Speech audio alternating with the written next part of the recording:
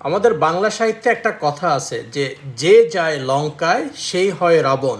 আমাদের দেশে রাজনীতিবিদদের অবস্থা ঠিক সেই রকম, যে বৃহৎ দুটা রাজনৈতিক দল আছে, এরা নিজেদের মধ্যে ভাগ বাটোয়ারা নিয়ে সবসময় ব্যস্ত থাকে। দেশের সাধারণ মানুষ, জনগণের কি চাওয়া পাওয়া আকাঙ্ক্ষা, এগুলোর দিকে তাদের কোনো নজরই থাকে না। তারা আমাদের অন্তর্বর্তীকালীন সরকারের উপর প্রেশার দিচ্ছে যে কত তাড়াতাড়ি তারা ক্ষমতা ছেড়ে রাজনৈতিক দলের হাতে ক্ষমতা বুঝিয়ে দেয়।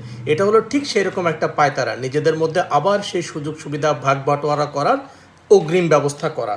তারা এই জন্যই তাড়াহুড়া করছে। তাদের চাওয়া পাওয়া এবং আমাদের দেশের সাধারণ মানুষের চাওয়া পাওয়া এক নয়।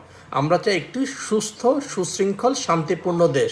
আপনারা অবশ্যই এই অন্তর্বর্তীকালীন সরকারকে সমর্থন করুন এবং রাজনীতিবিদদের যত প্রকার টাল বাহানা, এসব ছল ছাতুরি আছে, এগুলোকে প্রতিহত করে দিন। আপনারা ছাত্র আন্দোলনের সাথে যারা জড়িত, আমাদের ছাত্রদেরকে সহায়তা করুন এবং তাদের সাথে থাকুন।